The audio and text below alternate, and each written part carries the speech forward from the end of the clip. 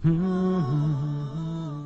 الله الرحمن الرحيم الحمد لله رب العالمين وصلى الله وسلم وبارك على المبعوث رحمة للعالمين نبينا محمد وعلى آله وصحبه أجمعين. Dear brothers and sisters in Islam, Assalamu alaikum wa rahmatullahi wa barakatuh. Islam now is taking a leap step to the future. After 13 years of being oppressed, tortured, and sometimes killed, the followers of the Prophet ﷺ finally got the chance to travel to a new state, to a new city, to a new place where they could worship Allah Azza wa Jal freely and with the support of the brothers from that country.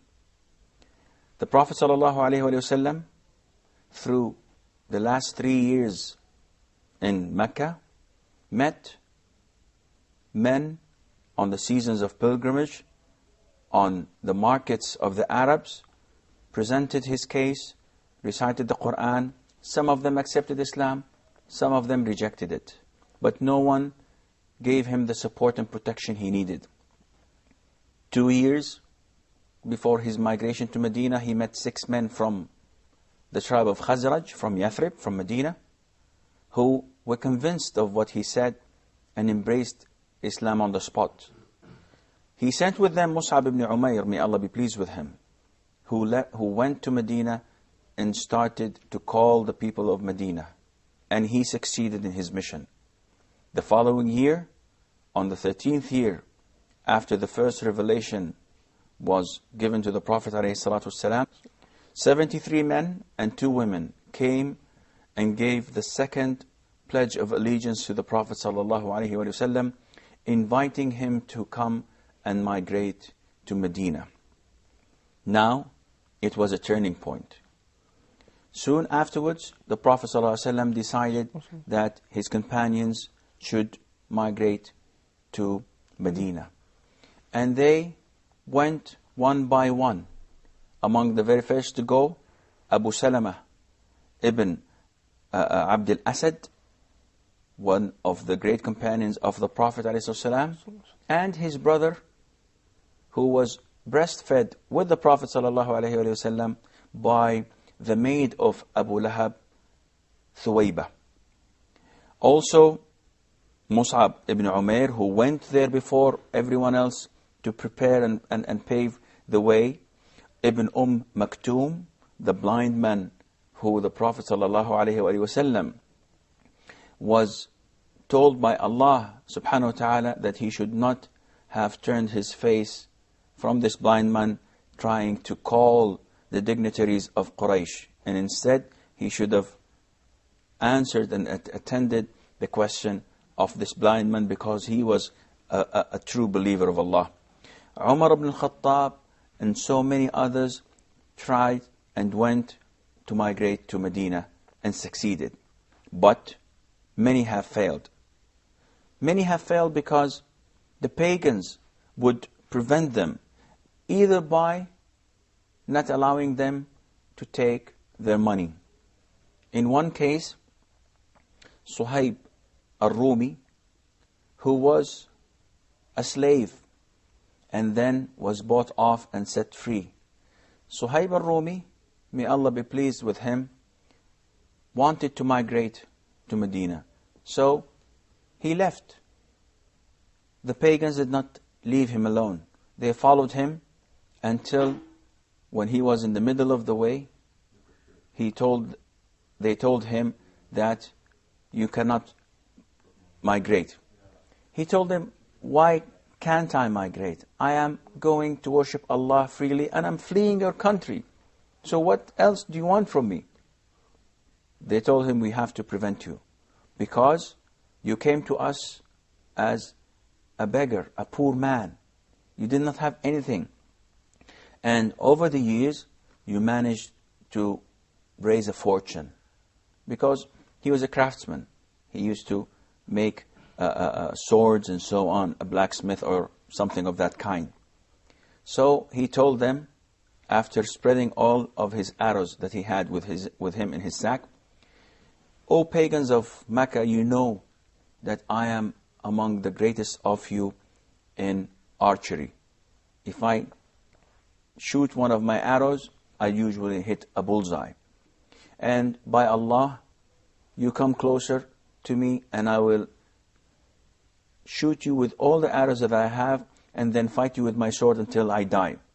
But if you want to save me and yourself the trouble, I will tell you where I hid my money. You can go there and you can claim and take it, and I have no regret on that. Imagine when a slave, when a poor man, when a stranger works for so many years, and after saving this much amount of money, someone comes and takes it, Unreasonable matter. and you are from scratch to begin again. And what is the reason behind that? Just because you simply came to us out of arrogance. You came to us poor and now you want to go rich? No, this is not possible. I think in these days, freeze the money of the Muslims in Sudan, in Palestine, in Iraq. This is again a political issue where the non-Muslims utilize their sources to harm the Muslims in any which way they can. For example, Hamas, they have frozen their accounts worldwide, but to their surprise, they did not have that much accounts because all of what they had was invested in Palestine to the Palestinian people. Also, what we hear nowadays, whenever someone is in the position of opposing the superpowers or the Europeans or so on, they use this method with him. They freeze his assets. And to tell you the truth, I think that the Muslims deserve what they get.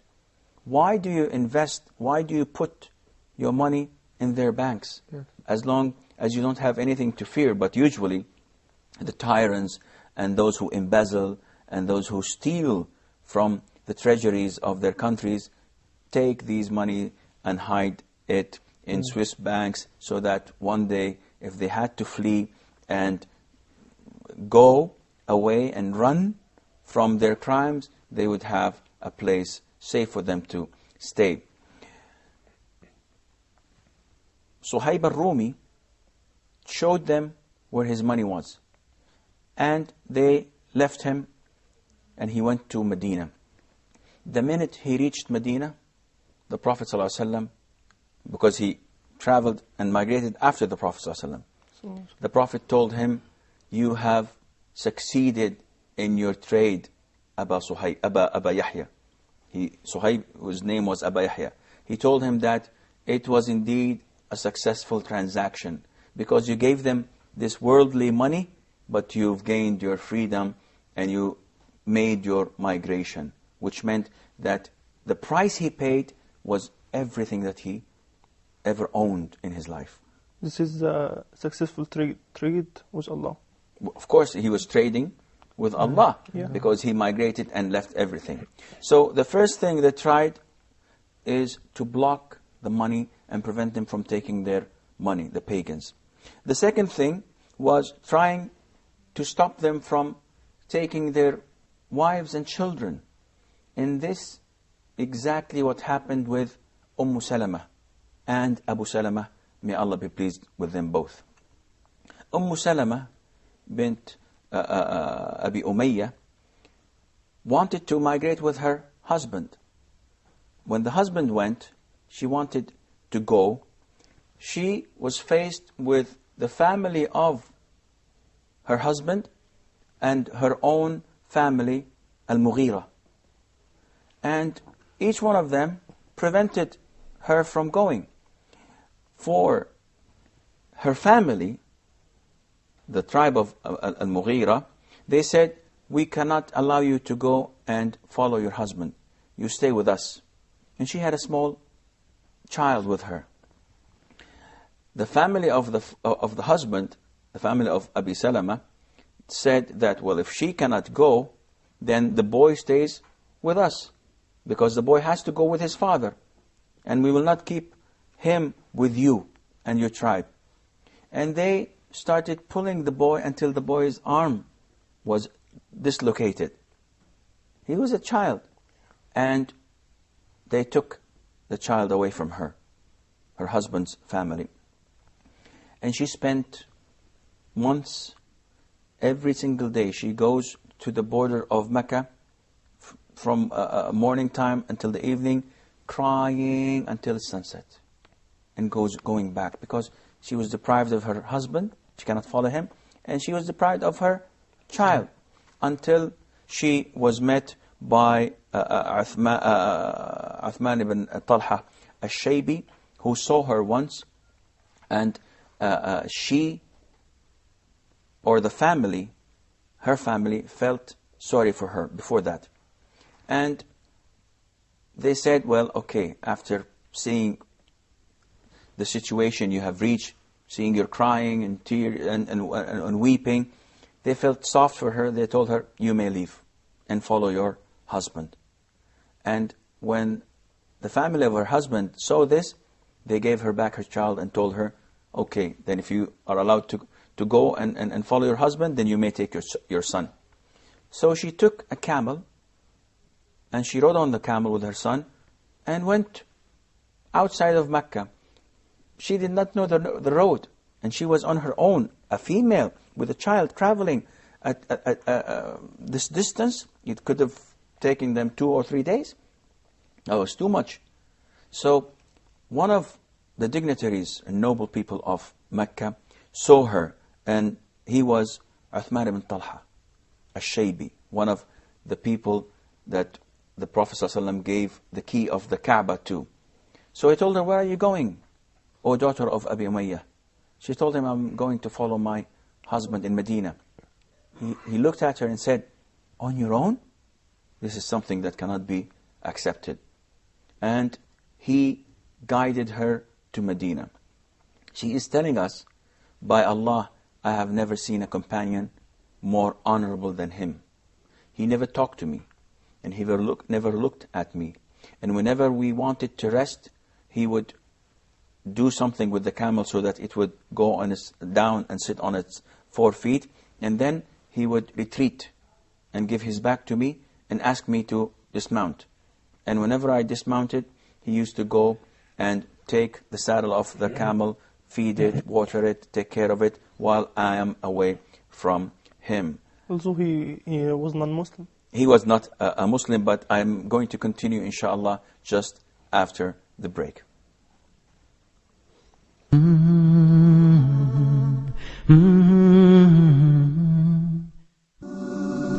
If you're 18 or if you're 80, if you've been Muslim for 50 years or 5 minutes, this is a show for you.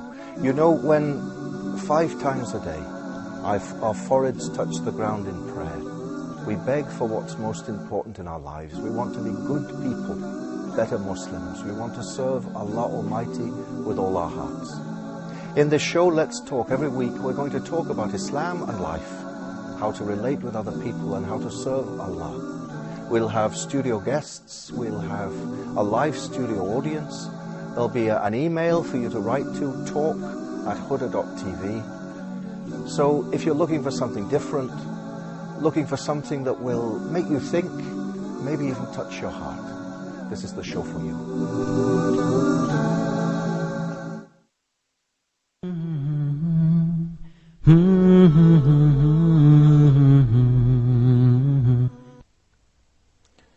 Assalamu alaikum wa rahmatullah, and welcome back. Exactly as you've mentioned, Uthman ibn Talha ibn Abi Talha was not a Muslim. Yet he was an Arab, which meant that he had the pride in him, that he had the jealousy in him, that he had the generosity and bravery to do whatever a gallant man would do. He took Salama and her child to Medina, and just as he was at the outskirts of Medina, he told her, there is your husband's house, and he left her and went back to Mecca. Who would do such a brave and courageous thing like this. By the way, Uthman ibn Talha ibn Abi Talha was or became a Muslim afterwards on the day of Fath, the conqueror of Mecca, and the Prophet ﷺ gave him the key to the Kaaba as it was in his ancestors to take care of the Kaaba. So the pagans tried to stop them by taking their money, by preventing them from having their children and wives, and by tricking them. This happened with Umar ibn al-Khattab, may Allah be pleased with him, and Ayyash ibn Rabi'ah. Umar ibn al-Khattab, Ayyash ibn Rabi'ah, and Hisham ibn al-As ibn Wa'il, they all agreed to go and migrate to Medina together, but they didn't want the pagans to know about it. So they had a rendezvous, and they said that we will meet on this area at this particular hour. And if any one of us does not show up, this means that he was prevented, and the rest will go on their way. When Umar ibn Khattab went there, he only met Ayyash ibn Abi Rabi'ah, and they knew that Hisham could not make it. And actually, Hisham ibn al-As ibn Wa'il was prevented from accompanying them, and he was tortured afterwards, and so many things happened to him. They all migrated to Medina, and just as Ayyash reached Medina with Umar, came to him Abu Jahl and another one of his companions, telling him that your mother has sworn not to eat anything or drink until she sees you. And Ayyash loved his mother a lot. Umar warned him, this is a trick. They're going to take you away, and then they're going to torture you until you abandon the deen, the religion of Islam. He told him, no, it's not going to be like this. I trust them, and it's only that I will go and comfort my mother and tell her that everything is fine and come back. Umar kept on warning him, I know these people, you know them. They don't say the truth. They're going to betray you. He insisted. When Umar felt that there was no hope in convincing him, he told him, then I will give you my camel, which is the fastest camel around. If you felt anything fishy, just kick the camel and it will immediately get you back here. So Ayyash went with them, and in the middle of the way, Abu Jahl, or one of the two men, told him that your camel is very strong. My camel is getting tired. Can I ride with you? So I told him, yes, sure. It's a strong camel. And the minute he got next to him, they tied him and they took him to Mecca with their trick. They did this with so many people, either preventing them by taking their belongings. The Prophet ﷺ himself was deprived of his property and whatever he had in Mecca. And that was clear when he came in the Fath of Mecca, and they told him, do you want to go to your house, O Prophet ﷺ? He told them, did Aqil, his cousin, leave us any property? The minute we migrated, he took everything to himself, which means that even the Prophet ﷺ was deprived of his property. So most of the companions were beginning to migrate to Medina. When the pagans saw this, they realized that now this is a really serious issue, because Muhammad, if he succeeds ﷺ in moving to Medina, he would have a Muslim state, and he would have a power able to threaten our interests and maybe expand more and more. So they were determined to kill him. They were determined to assassinate the Prophet ﷺ. The books of Seerah tells us a lot of stories. Some are authentic and some are not. One of the most famous stories, that it was the Satan's advice to them, because his family, his tribe, was a very noble one and a strong one. So they felt that if they killed him, what will happen? The people, his tribes, will call for his blood, which means that someone has to die for that. So Satan gave them an idea, and he told them that select one tough, strong man from each tribe. Yeah. And you have a collection of 13, 15 men, and then let them all go and attack Muhammad and kill him with their swords. So when his tribe wants to call and ask and demand for his blood, they would find that his blood had been scattered in all the tribes. They went there, they gathered at his doorsteps. Allah Azza wa Jal told him that they're after your blood. So he asked his cousin Ali ibn Abi Talib to sleep in his place and cover himself, pretending that it is him. And he took a handful of dust and sand, and he threw it over their heads, and he walked right between them, and they could not see him. It's a miracle. It's a miracle. It's one of the miracles that the Prophet ﷺ had. The Prophet then went to the house of Abu Bakr.